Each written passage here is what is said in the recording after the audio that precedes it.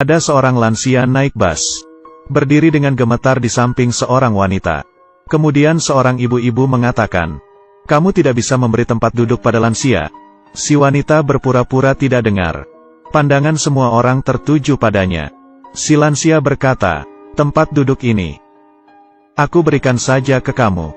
Si ibu-ibu makin marah dan mengomel lagi.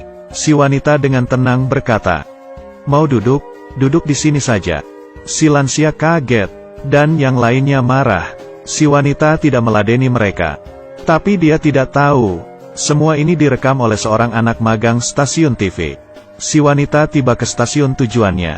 Si anak magang mengejarnya. "Mohon tanya, kamu hanya tinggal satu stasiun sudah sampai tujuan, kenapa tidak mengalah?" Si wanita menjawab dengan kesal, "Aku hanya tidak ingin memberikan tempat dudukku, tidak ada asalan lainnya." Si anak magang kembali ke stasiun TV, memberikan videonya ke supervisornya. Setelah melihat video itu, supervisornya langsung bersemangat. Ini pasti akan jadi berita populer. Dia segera mengatur orang. Berita utama hari ini. Dan benar, beritanya langsung populer. Di internet langsung ramai. Saat acaranya disiarkan, penghasilan dari SMS yang masuk ke stasiun TV saja sudah mencapai $130.000. Semua rekan kerja memberinya selamat. Bahkan atasannya pun memujinya. Dan berkata padanya, "Mumpung masih ramai, cepat buatkan acara topik khusus." Supervisor yang cakap bekerja langsung memanggil para ahli untuk berdebat. Bahkan berkata pada para ahli, jika ada perbedaan pendapat masing-masing, bisa langsung dibicarakan semuanya. Tidak perlu segan-segan. Kedua ahli langsung mulai mengomel dengan wajah yang gelisah. Dan benar saja, begitu acara topik ini keluar, langsung menimbulkan kontroversi. Identitas si wanita langsung ditemukan oleh orang-orang. Layar dipenuhi dengan berbagai omelan yang membawa-bawa nama si wanita. Kata kasar macam apapun ada. Si wanita panik, dia adalah sekretaris dari bos perusahaan terkenal. Sebelum kejadian, dia sempat meminta izin libur kepada bosnya dengan tidak wajar. "Kamu sebelumnya tidak pernah izin libur, mari kita bicarakan setelah kamu menyelesaikan masalah ini." Si wanita berkata dengan terbata-bata, "Aku tidak bisa menunggu, aku harus izin sekarang." Bosnya langsung mengerti, ada masalah. Si wanita menjadi lemas dan mulai menangis. Melihatnya sangat kasihan, bosnya jadi makin penasaran. Ternyata si wanita butuh uang. $1 juta. Bosnya tertawa dan menopangnya berdiri. Masalah yang bisa diselesaikan dengan uang, bukanlah masalah sama sekali. Aku kasih uangnya. Lalu dia membantu si wanita menghapus air mata. Si wanita menangis terseduh-seduh. Dan langsung memeluk bosnya. Tapi di saat ini, pintu berbunyi. Istri bos datang. Si wanita mengejarnya untuk menjelaskan. Tetapi istri bosnya tidak ingin mendengarnya sama sekali. Dan bosnya menutup pintu diam-diam. Setelah berita keluar keesokan harinya, si wanita menjelaskan kepada bosnya. Kemarin suasana hatinya sedang tidak baik, makanya salah bertingkah di bus. Bosnya bilang tidak masalah, aku mengerti. Aku tetap akan memberikanmu uangnya. Tiba-tiba terpikirkan olehku, kamu tidak pernah menemaniku pergi dinas. Si wanita tidak langsung menyetujui. Dan berkata kepada bosnya, tolong beri aku izin libur 1 minggu. Bosnya menyetujui sembari tertawa.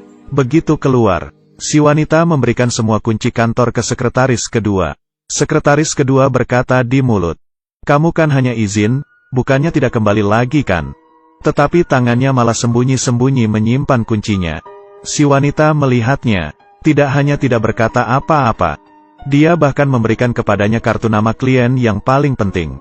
Tetapi yang dia tidak ketahui adalah, setelah dia keluar, sekretaris dua yang baru saja tersenyum ramah kepadanya, mengetik dengan cepat di komputer. Ternyata dialah yang membocorkan identitas si wanita. Sekeluarnya dari kantor, si wanita bertemu dengan si anak magang. Berkata bahwa dia ingin minta maaf kepada si lansia.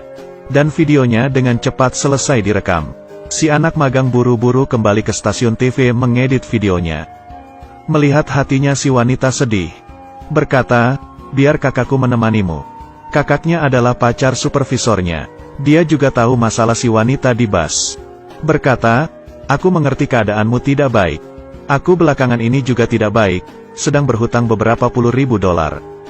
Tidak disangka si wanita berkata, "Aku bantu kamu kembalikan hutang ini. Aku sewa kamu selama seminggu.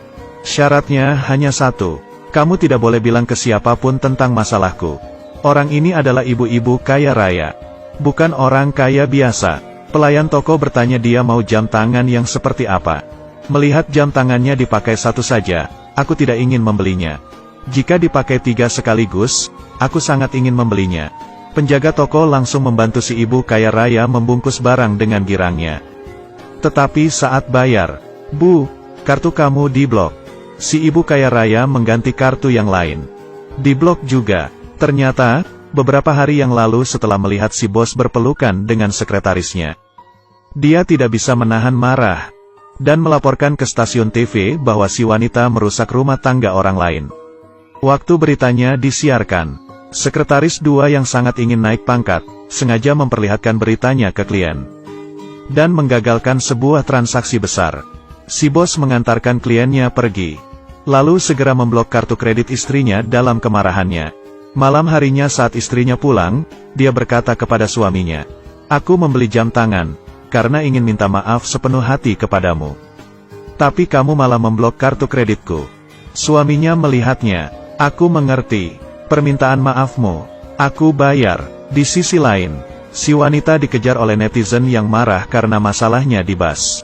Dia hanya bisa keluar rumah, tinggal di hotel. Dia meminta KTP si lelaki, bilang mau membuka akun bank, dan menyimpan uang sebesar $1 juta. Si lelaki menyetujuinya. Sepulangnya ke rumah, dia melihat berita, dan bertanya kepada si supervisor, kenapa video minta maafnya belum disiarkan?" Si supervisor bilang, "Kamu pasti tidak mengerti. Kami baru saja memarah-marahinya, masa langsung membelanya kembali. Kalau begitu bukannya malah menamparkan diri sendiri. Tunggulah beberapa hari." Dan si wanita di saat ini, sendirian di hotel, tidak melihat video permintaan maafnya sendiri. Di layar hanya ada omelan dan kata kasar. Bahkan blognya diretas. Bahkan fotonya diedit jadi foto kematian. Dia putus asa sampai tidak bisa tidur. Tetapi benar-benar sangat putus asa. Dia bahkan tidak bisa menelan obat tidur. Setelah makan dimuntahkan, setelah muntah makan lagi. Akhirnya tertidur setelah tersiksa semalaman. Keesokan harinya, si supervisor wawancara ke rumah bosnya. Bukan hanya ditolak dari rumahnya, bahkan sampai didorong keluar oleh satpam. Dia sangat marah, begitu kembali ke kantor, langsung mulai mengetik berita. Dia mengisukan bahwa perusahaan si bos tidak baik. Opini publik langsung segera memarah-marahi si bos. Api ini langsung membakar kaki si bos. Tapi si bos adalah orang yang berpengaruh. Tidak ingin merendahkan diri untuk berdebat. Langsung memerintahkan, untuk menegur mereka. Sekretaris 2 langsung inisiatif berkata bahwa si anak magang adalah temannya. Dia pergi menemui si anak magang. Memperkenalkan pemilik anak perusahaan. Mengatakan bahwa ada pekerjaan santai dengan gaji tinggi. Ternyata anak perusahaan si bos mau membuat video iklan. "Kalian tidak perlu buat, hanya perlu memberikan beberapa masukan saja." Si bos anak perusahaan bahkan berkata, "Berita soal masalah di bus itu saja, supervisor kalian bisa membuatnya dengan sangat baik." Lalu memintanya untuk memikirkannya. Si anak magang tahu bahwa si supervisor dan kakaknya sedang butuh uang untuk pembayaran uang muka. Jadi dia mengambil keputusan sendiri, menerima tawarannya. Dan saat si lelaki menemui si wanita, dia sudah berubah menjadi seperti ini. Si lelaki bilang, "Apakah perlu sampai begini demi seorang lelaki tua?" Si wanita pergi naik mobil dengannya, lalu berfoto-foto. Marahnya masih belum hilang. Dia meminta si lelaki menemaninya terjun lenting. Si lelaki ketakutan. Tetapi si wanita berkata, "Kamu tidak mau gajimu. Oleh karena itu..." Si wanita akhirnya tertawa. Dia meminta si lelaki membantunya menyewa seorang pengurus rumah tangga. Biar bagaimanapun, kontrak si lelaki hanya 7 hari. Si lelaki segera menemukan orang yang tepat. Tetapi sesuai dengan peraturan, majikan harus mendaftarkan KTP. Dia memanggil si wanita masuk. Tetapi bos pengasuh ini langsung mengenali si wanita. "Kamu wanita yang punya masalah di bus itu kan?" Si wanita berkata, "Kalau iya memang kenapa? Kami tidak mampu melayanimu." Begitu keributan dimulai, di luar langsung dipenuhi oleh orang-orang dan kamera. Si wanita tidak tahan. berkata ingin berbicara berdua dengannya. Bos pengasuh berkata, "Oh, kamu masih ingin ribut?" Tetapi tak disangka, si lelaki malah ketakutan. "Kamu masuk sendiri saja, aku tunggu di luar." Si wanita tertegun. Tidak disangka dia salah menilai orang. Dia masuk dan bertengkar. Detik berikutnya, dia dikejar oleh banyak orang sampai harus kabur. Kamera terus berkedip. Si wanita menyuruh si lelaki untuk cepat-cepat kabur. Tapi saat si lelaki masih bengong-bengong, sudah terlambat. Mereka berdua difoto. Si wanita menyewa si lelaki untuk menjadi pelindungnya selama 7 hari. Tetapi si lelaki terlalu penakut. Si wanita memberinya uang lalu mengusirnya. "Kamu seorang yang pengecut." Si lelaki masih tahu malu. Jadi hanya mengambil uang untuk 6 hari. Berkata dengan sedih, "Kamu benar-benar menyakitiku." Tidak disangka si wanita menghampirinya. Memasukkan uangnya. Kompensasi mental. Si lelaki berkata, dia tidak tenang meninggalkan wanita gila ini. Sebenarnya, dia mulai suka si wanita. Dia berkata ingin melindunginya sehari lagi.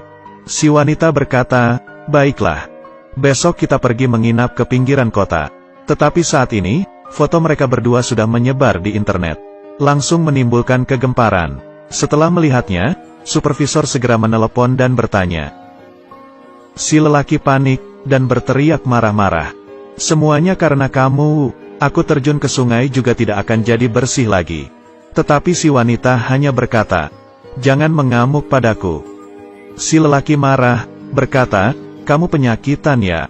Tetapi baru saja dia berkata-kata, si wanita langsung dengan sangat sedih berkata, "Aku memang penyakitan. Kanker limfoma tingkat akhir. Kamu puas?" Ternyata, di pagi itu, dia divonis kanker limfoma tingkat akhir.